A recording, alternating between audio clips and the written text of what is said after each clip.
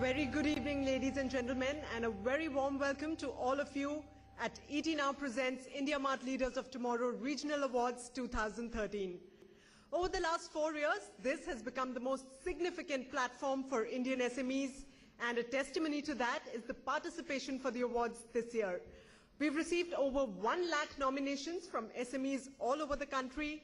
So to increase the scope and to reach out to every corner of India, we've launched the regional edition of these awards. I'd now like to call on stage Mr. Dinesh Agarwal, founder and CEO of IndiaMart.com. Hello and welcome everybody. When we started this Leaders of Tomorrow program about 3 years ago, we did not really know that it will reach such a height and it will make such an impact on Indian SMEs.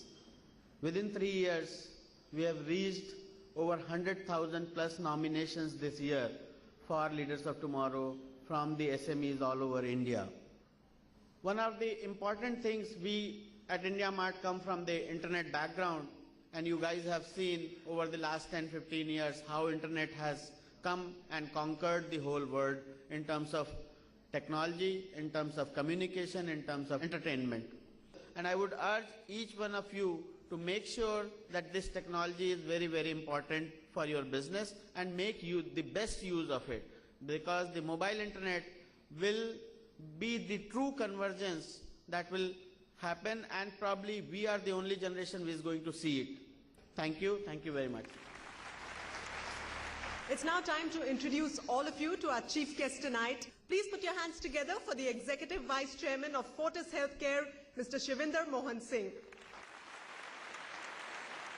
Good evening, everybody, and I've luckily been part of the ET Leaders of Tomorrow Award from its inception, if I get that right, and been involved in different aspects of this beautiful program.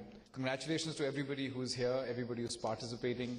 Of course, the winners. That was always a special day for the winners, but the fact that there is a celebration of what we do and what really makes our economy tick, I think is a celebration in itself that everybody part of that must be proud of. When I think of the SMEs, I get a couple of specific thoughts that come to mind.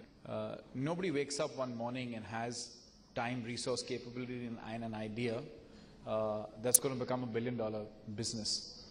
They all wake up with an idea that's a small idea. It may have a great impact, may have a great opportunity, but it's still a small idea.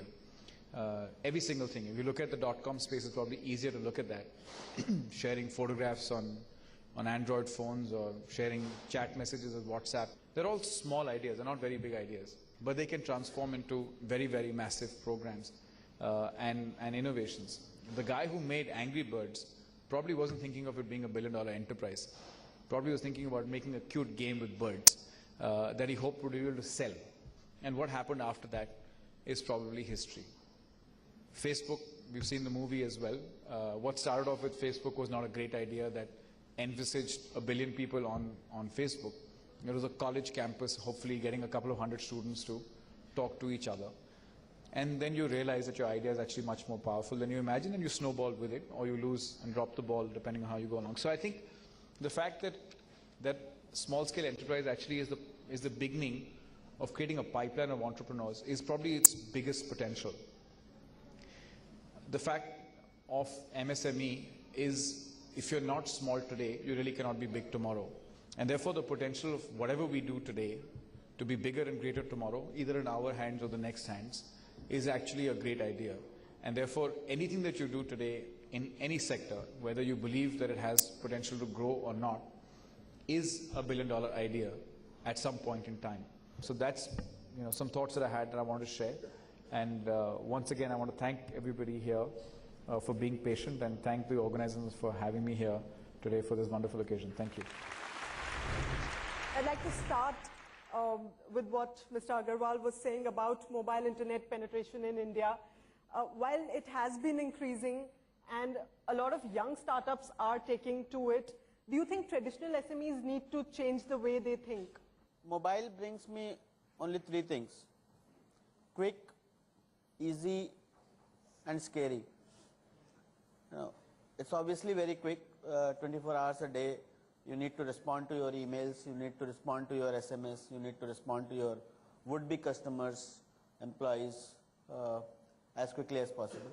It's very easy because it doesn't have that big a screen, so all the tough part has been removed. You know, the smaller the screen, only easy parts are there inside the mobile.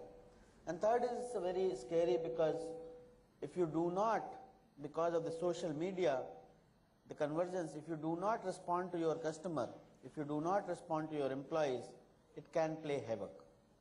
I was in fact going through this report by the Boston Consulting Group that said that over 90% of Indian SMEs have no access to internet, as opposed to 22% in China and only about 5% in the US.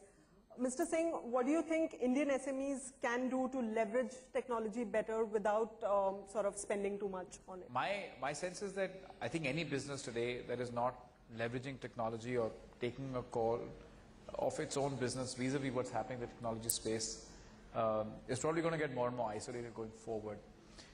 It's a bit like everybody's going on to Androids, and I know some people in my family, and therefore I'm going to quote this, is people don't understand, listen, I don't want to get onto this Android, BlackBerry, iPhone space. I'm very happy with having my phone, just make a phone call and an SMS. And everybody else's phone is, you know, constantly tweeting and making some noise or the other, and they're always looking and saying, Kya hua? What happened? What are you getting that message from? They're always interested in what's happening on somebody else's phone and why it's buzzing so often, but they don't want to change their world. It's a bit like, you know, a pigeon closes its eyes saying that the cat can't see me anymore and therefore I won't be killed. I think that's really what's going to happen to people who don't kind of proactively adopted technology. And what's your experience been with SMEs? Do they believe that a lot more needs to be done in terms of smoother credit flow policies for them?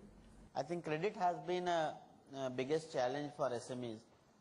To tell you some facts, 33% of the SMEs, micro, small and medium enterprises, only have access to the institutional capital. Secondly, whatever credit is available at a very high cost. You know, a typical interest rate in India-like countries for a SME is upwards of 12%. Some kind of a micro credit flow had started to happen. It's not enough.